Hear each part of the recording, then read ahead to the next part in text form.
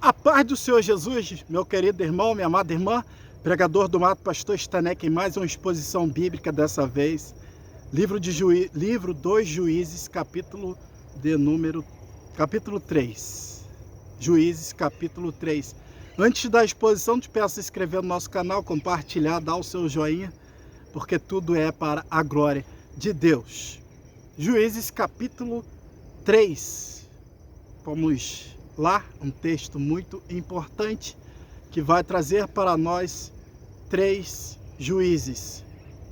O último, não tem narrativa bíblica sobre ele, é muito resumido, mas um homem que matou 600 homens e sozinho matou 600 homens e libertou Israel da opressão. Então vamos falar de Otiniel e vamos falar de Eude. São 2 juízes que foram levantados por Deus para libertar a Israel. Otiniel, o primeiro. Então vamos ler, vamos fazer a exposição do texto. Capítulo 3, do 1 a 11. Deus deixa algumas nações para que eles aprendessem a arte da guerra, para ver também se eles, para saber se dariam ouvido, versículo 4, para saber se dariam ouvido ou não a voz do Senhor. E qual era a voz do Senhor? Deuteronômio 20, 16 a 18. Vamos ver qual era a voz do Senhor para o povo naquela época. Deuteronômio 20, 16 a 18.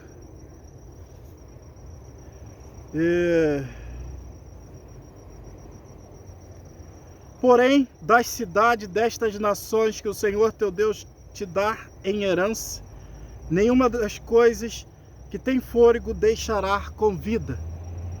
Antes destruirás totalmente aos heteus, aos amorreus, aos cananeus, aos jebuseus, aos cananeus, aos perezeus, aos heveus, aos jebuseus, como te ordenou o Senhor teu Deus, para que não vos ensinem a fazer conforme a todas as suas abominações que fizeram a seus deuses, e pequeis contra o Senhor vosso Deus. Quando sitiar de uma cidade, por muitos dias pelejarás contra ela. É só até o 18, que já era o 19.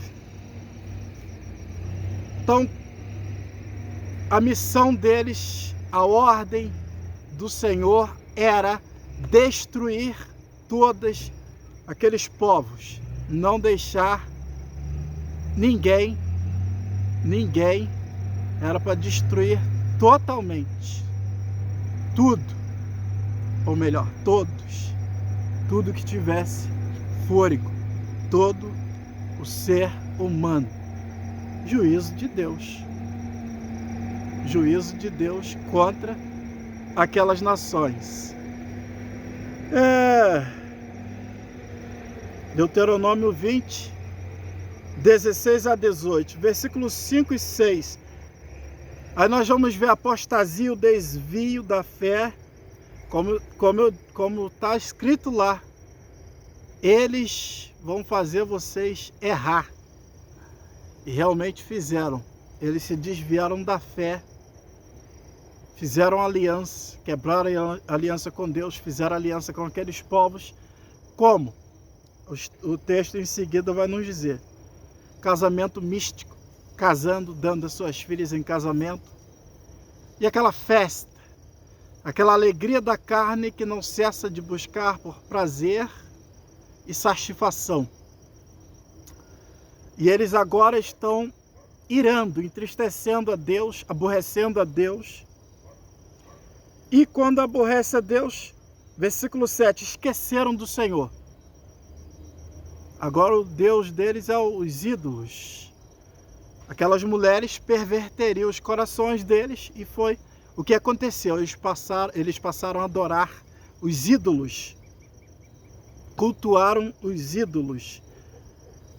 Deus os entregou na mão do rei da Mesopotâmia, rei da Síria. A Síria era uma nação má, cruel, vamos ver lá para frente. A Síria vai perseguir o povo de Israel, vai levá-los cativos, vai espalhar em várias nações. Era uma nação que quando ela pegava o inimigo, ela mutilava, ela humilhava, ela furava os olhos, ela cortava braço, ela cortava perna, cortava dedo, orelha. Uma nação cruel era a Síria. Nós vamos ver isso na história dos reis da Síria, a crueldade que eles faziam com seus inimigos, e quanto mais a Israel, que tinha a missão de destruí-los. Então, para nós vermos que o negócio não ficou nada bom. Quem pegasse Israel, depois do que eles fizeram, vamos saber que não ficaria barato. No mínimo, uma opressão, como era lá no Egito. Pior. Deus disse que seria pior, a ponto deles comerem os próprios filhos. Deuteronômio 28, que eu li, é castigo pela desobediência. Versículo 8. Aí Deus entrega eles no meio na mão do rei da Síria, Mesopotâmia, e eles ficam de servidão, servindo, sendo humilhados, sendo escravizados, sendo explorados, com certeza mutilados, humilhados, deplorados. 8 anos. 8 anos debaixo do jugo da servidão do inimigo. E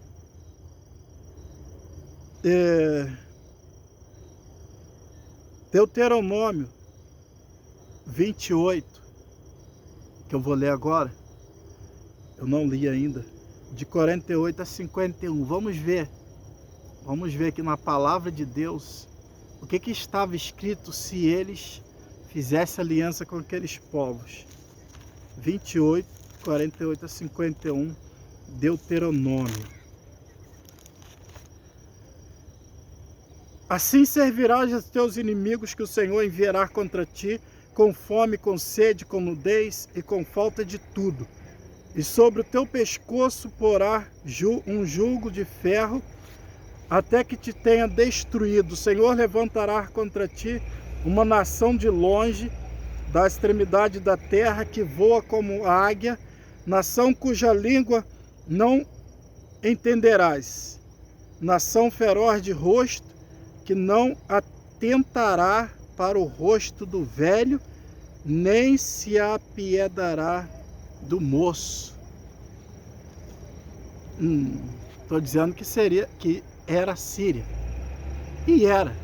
A Síria era essa nação cruel, impiedosa, que estava dominando, subjugando o povo de Israel, cumprindo o que Deus disse em Deuteronômio 28. Deus é ruim. Deus é ruim. Qual é o seu entendimento nisso aqui? Amados, existe leis no nosso país, em todos os países. Existe lei para quem rouba, para quem mata, para quem estrupa, para quem tem os seus desvios moral em qualquer área. Tem punições, tem lei. E quando não se aplica a lei, se chama impunidade, injustiça. Então Deus deu a lei, não se mistura, não quebra aliança comigo. E eles quebraram. E se Deus não aplicar a justiça, ele é injusto. E Deus não duela com seu caráter, ele é justo. Então ele está aplicando a justiça, o que ele determinou para o seu povo, aplicando a justiça. E agora eles vão sendo oprimidos pelo rei da Síria, pelo povo da Síria, Eles vão clamar a Deus. E Deus vai levantar um libertador, a saber, Otiniel. Otiniel era sobrinho de Caleb e genro, passou a ser genro. Vamos ver em Juízes 1:12. Ele vai tomar uma cidade, Caleb fala, o homem que tomar essa cidade passará a ser meu genro, darei minha filha. E Otiniel vai fazer essa bravura, vai tomar a filha de Caleb. Mas Otiniel não era por ele ser um guerreiro bravo, valente, destemido. Não. Deus vai usar ele pela sua graça e misericórdia. Se fosse pela coragem e a força dele, ele não ficaria escravo junto com o seu povo durante 8 anos. Então são 8 anos de escravidão. Mostra a dependência nossa de Deus. Eu costumo dizer que para você sair da igreja é com você. É só pecar. O inimigo te escraviza na cachaça, na maconha, na prostituição, na cocaína, no crack. E depois para voltar é com Deus. E aqui o povo vai clamar a Deus. Não pensa que no primeiro dia que eles clamaram, Deus os socorreu. Eles foram clamando e chega a hora do socorro de Deus. E aqui Deus marcou o sofrimento deles, a servidão de 8 anos. Então o Espírito de Deus vai impelir Otiniel para se levantar como juiz, para defender o povo de Israel. E quando o Espírito de Deus impele o homem, toma o homem, aí nós vamos ver a diferença. Sansão era força, Davi era visão, todos viam um gigante e Davi via um pequeno empecilho. Então vamos saber quando o homem é impelido pelo Espírito de Deus. Então não era força de Otiniel, não era bravura, eles eram totalmente dependentes de Deus, como o homem é hoje, totalmente dependente de Deus. Otiniel se levanta para libertar o povo. Versículo 10, veio o Espírito do Senhor sobre ele. E com certeza Deus deu a estratégia da guerra, Otiniel, como deu a Josué, toda a estratégia. E Otiniel vence os sírios e eles vão ter paz durante 40 anos até a morte de Otiniel. E é o que está acontecendo hoje. Homens de Deus, uma geração está partindo e uma geração está chegando, removendo marcos, removendo limite. Marco, para quem não sabe, é o que está marcando o limite de um terreno. E essa rapaziada está removendo. Busca por prazer e satisfação. E vão sofrer as consequências. Após a morte de Otiniel, aí removeram os limites, porque Otiniel, governando sobre eles, não deixava adorar ídolos. Ele buscava Deus, levava o povo a temer a Deus. Morreu Otiniel, volta a lambança de novo. Vamos quebrar a aliança de novo. E quebra a aliança e adora os ídolos. E vai vir, a partir do versículo 12, outro inimigo. Outro inimigo. E agora Deus vai mandar o juízo de 3 reinos contra Israel. Agora são 3 reinos. E a servidão vai ser de 18 anos. Era 8, agora mais 10, 18 anos. Vamos ver se eles aprendem. Moabitas, Amonitas e Amalequitas.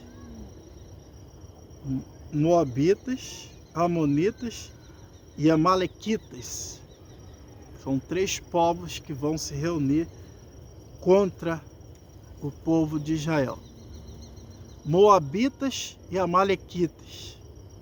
Vamos ver a origem dessas 2 nações em Gênesis 19, 37 e 38. Gênesis capítulo 19, 37 e 38. Livro de Gênesis. Tá aqui, ó. E teve o filho primogênito, e chamou o seu nome Moabe. Este é o pai dos Moabitas, até o dia de hoje, até o dia que isso foi escrito. E a menor também teve um filho, e chamou o seu nome Banami. Este é o pai dos filhos de Amon, até o dia de hoje, até o dia que foi escrito. Até o dia que esse texto foi escrito. Então daí surgiu esses 2 povos que vão pegar no pé do povo de Israel até lá à frente, pelo menos até o rei Josafá. Nós vamos ver eles se unindo para atacar Israel. E os amalequitas foram descendentes, filhos do neto de Noé, do neto de Esaú, irmão de Jacó, saiu os amalequitas. São esses 3 povos que vão se unir para atacar Israel. E encabeçando esses 3 povos, quem vai encabeçar esses 3 povos que vai sair para atacar Israel vai ser o Eglon, rei dos Moabitas, um homem que tinha 900, ele tomou consigo essas 3 cidades. Eu estou estudando Débora e já estou lá nos 900 carros de ferro, mas não é aqui, é em Débora. Então esse rei, ele se ajuntou, chamou esses 3, uniu mais 2 para combater, para guerrear, para destruir Israel, e vai subjugar Israel 18 anos. 18 anos eles vão ficar subjugado na mão desse rei. Os amalequitas eles eram saqueadores. Vamos ver lá na frente, na época de Gideão, eles vão saquear, enfim, são terríveis. O povo plantava, eles vinham, pisava com o cavalo, levava tudo e deixava o povo, como está escrito lá em Deuteronômio 28, que eu acabei de ler. Moabe e Amon, aí já vemos a origem de todos eles. Capítulo 10, Êxodo 17, 16, tem um texto aqui muito importante que eu gostaria de fazer menção. Êxodo 17, 16.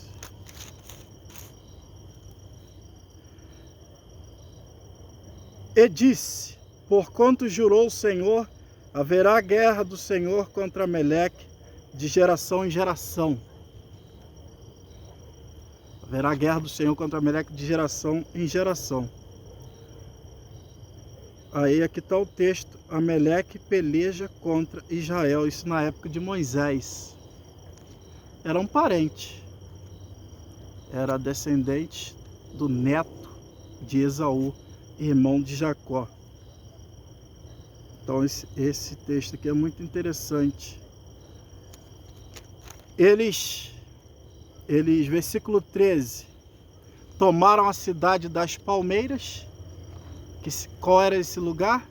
Jericó. Cidade das palmeiras ficava em Jericó. Eles tomaram Jericó e dominaram o povo de Israel.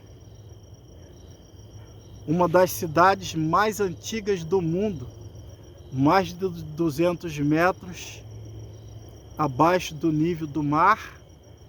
Era uma cidade fantástica, muito boa para a vegetação, e é chamada Cidade das Palmeiras, Jericó. Foi conquistada por Josué e agora tomada pelo rei dos Moabitas. Versículo 15 ao 24. Agora eles estão oprimidos, escravos, subjugados. E a Bíblia diz que eles clamam ao Senhor. Eles clamam ao Senhor. E o Senhor levanta um homem, Eude. E certamente esse homem chegou para o povo de Israel e disse: eu tenho uma estratégia. O Espírito de Deus entrou nele e ele chegou para o povo de Israel e disse: eu tenho uma estratégia para matar o rei. E eles perguntaram: qual é? Aí Deus já tinha dado a estratégia a ele: faz uma espada de 45 a 50 centímetros de comprimento e coloca na tua coxa direita, porque você é canhoto, e vai lá e mata o rei. A estratégia fala que tem uma palavra secreta. Toda a estratégia de Deus. Com certeza foi assim, não foi uma atitude isolada de Eude, não. Tanto é que a Bíblia fala: e o povo de Israel enviou Eude como presente. Então ele deve ter ido levar os tributos, presentes, porque eles eram escravos, eles eram dominados pelos aqueles povos, pelos moabitas. Aí ele lança essa estratégia, Deus dá a estratégia através do seu Espírito, e ele manda toda a estratégia. Quando eu matar, eu vou tocar a buzina, aí vocês me seguem. E deu tudo certo. Ele entra lá, ele vai entrar e ele vai chamar o rei, ou melhor, ele vai entregar os presentes, depois vai sair e depois volta e diz: tem uma palavra secreta com o rei. Aí o rei, aí está escrito na Bíblia: cala-te, quer dizer, não fala agora, é secreto. Então vão lá para minha sala, cenáculo, e leva ele lá para a sala ou quarto. O cenáculo pode ser a sala ou o quarto, e leva ele para lá. E o rei senta numa cadeira, porque era muito gordo. Senta numa cadeira e ele fala: tem uma palavra de Deus. O rei levanta. Ué, palavra do Deus de Israel. Eles tremiam diante de Deus, sabendo, conhecendo os seus feitos. E a palavra era uma espadada no bucho, saindo até fezes. E ele mata o rei, fecha as portas, e os seus servos ficam à porta, achando que o rei estava aliviando o ventre. Quando a Bíblia usa essa expressão cobrindo os pés, é fazendo necessidade fisiológica, é fazendo cocô. Quando você senta no vaso, hoje, né, e arreia as calças sobre os pés. Lá também, lá na frente, Saul vai entrar numa caverna para fazer a necessidade e ele tira a manta. Davi vai lá quietinho, corta um pedaço, cobrindo os pés, necessidade fisiológica. Aquele homem sai e os seus servos, depois de muito tempo, que eles viram que ninguém leva aquele tempo todo para fazer a necessidade, eles resolvem abrir a porta e o rei está morto. Eude toca a buzina, passa pelos ídolos, talvez vários ídolos que eu tivesse que prestar uma reverência. A Bíblia não diz se ele prestou, mas ele saiu discretamente e consegue escapar com a estratégia de Deus, toca a buzina e o povo vem para a guerra e vence.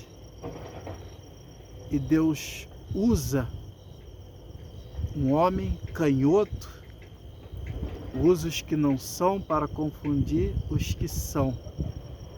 Apesar que naquela tribo de Eude, a Bíblia vai falar de um exército, se não me falha a memória, 70 homens que com a funda não erravam um fio de cabelo, canhotos, como Eude. Então existia naquela tribo homens habilidosos, canhoto. E Deus vai usar esse homem para dar vitória ao seu povo. Um homem canhoto, que possivelmente na época era tido como aleijado, como sem valor, mas é a ele que Deus dá a estratégia e Israel não tinha como dizer não. Como Saul lá na frente não vai ter como dizer que não vai enviar Davi. A única opção que tinha. Todo mundo, quem queria encarar aqueles povos amalequitas, amonitas e moabitas? Ninguém queria encarar. E eles vão vencer o rei gordo e vai dar paz de 80 anos. A terra vai ter paz de 80 anos. E eles mataram uns 10.000 moabitas. E a Bíblia diz, assim eles subjugaram o povo de Moabe. Podia ter matado mais, mas eu acho que eles acharam mais interessante ficar cobrando impostos daquele povo. E aí termina a história. 2 libertadores. Então, amados, Deus usa os que não são para confundir os que são. Deus faz a obra dele do jeito que ele quer. E dessa vez foi um guerreiro e depois um homem canhoto.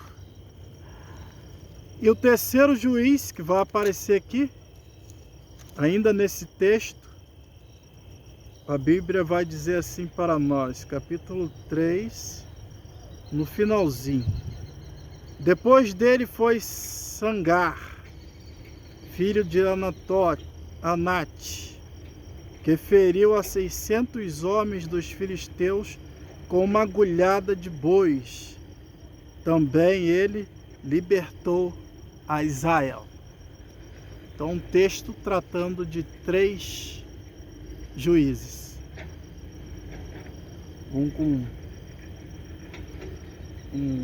Esse último aqui, um homem sozinho matar 600 homens. E tem mais. Tem quem matou mais. Sansão matou 1000 com a queixada de jumento.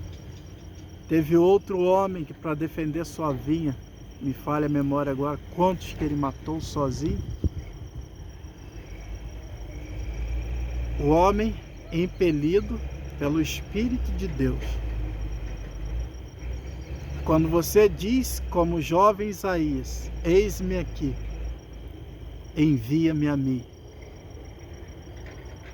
Quando você está buscando a Deus, não está conformado com o mundo, não vos amoldeis ao mundo, Não ameis o mundo. Não se conforme ao mundo. Aí Deus vai te levantar para poder libertar muita gente que está escravo, principalmente na atualidade do sistema religioso. Agora estão ficando com Deus. O pastor deu essa palavra na igreja muito interessante. Estão ficando com Deus. O Senhor é meu pastor e nada me faltará, mas o pastor é o meu Senhor, ninguém quer. O pastor Senhor ninguém quer. Aquele que tem mandamentos, preceitos, doutrinas, estão querendo, achando que estão ficando com Deus. Você pode até ficar com os ídolos. A busca por prazer e satisfação, como eu disse anteriormente. Mas ficar com Deus, impossível. Impossível. Deus não duela com seu caráter. Ou Deus, ou o pecado. Não dá para ficar com os dois. Vossos pecados fazem divisão entre vós e Deus. Então é um texto a ser analisado. O inimigo está aí para escravizar. E se você não quer ser escravo ou escrava, seja servo e serva de Deus. Se não quer ser escravo, seja servo. Jesus disse: vós sereis meus amigos se fizerdes o que eu vos mando. Ele disse que o caminho é apertado, a porta é estreita. E são poucos os que entram. Apóstolo Paulo aos Gálatas 5, estejais, pois, firme na liberdade com que Cristo vos libertou, e não vos torneis a vos meter debaixo do jugo da servidão. O homem que é nascido de Deus pode até pecar, peca, mas não permanece na prática do pecado. Se você está permanecendo, está passivo do juízo de Deus, e Ele trará com certeza juízo sobre a sua vida, porque Ele é justo. Os juízos estavam sobre as igrejas, as 7 cartas, as 7 igrejas. Deus trará juízo sobre toda a impiedade. Então, é uma boa lição para refletir e se consertar com Deus. Que Deus te abençoe. Aquele abraço. E se Deus quiser, uma lição muito boa, muito importante. Vai mexer muito com as mulheres. Feminismo. Existe no texto, no capítulo 4 de Juízes, algo muito interessante, muito comentário, muita aplicação. Eu te aguardo na próxima exposição. Não se esqueça de acessar, compartilhar, se inscrever no canal. Deus abençoe.